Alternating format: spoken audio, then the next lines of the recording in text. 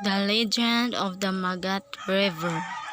A long time ago, handsome man called Magat was young and strong and fast as a hunter and sure in his spear shot. He could run as fast as a deer and strong as he was.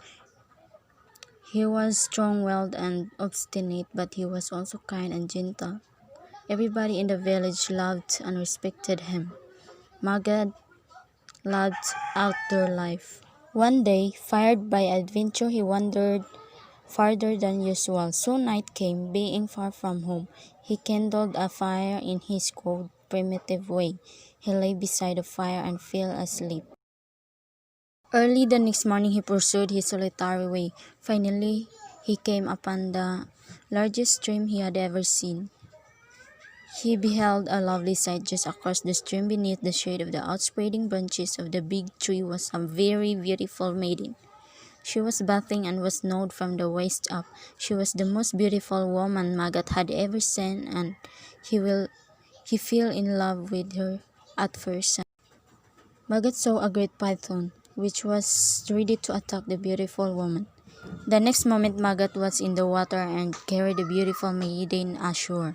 She struggled a little but did not scream, as she modestly tried to cover her body with her long dark hair.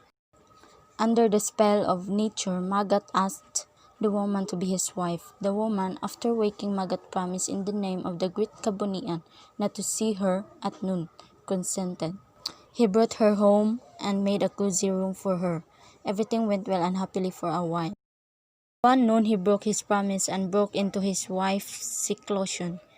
In his wife's bed of soft leaves and grasses he beheld a sight that chilled his heart. A great crocodile was lying on his wife's bed. Believing that his wife had met a horrible death, he rushed to the kitchen, fetched an ugly weapon, and returned to his wife's room. He raised his weapon to kill the crocodile, when suddenly he saw his wife on the bed instead of the crocodile. His wife was dying. "You broke your promise. I can no longer be happy nor live any longer. I must die," his wife sobbed. Slowly life ebbed from her, and her beautiful skin scales appeared as she turned into a crocodile before his very eyes. That was his punishment for having broken his promise made in the name of Kabunian. Sadly, Magat buried the dead crocodile in his front yard.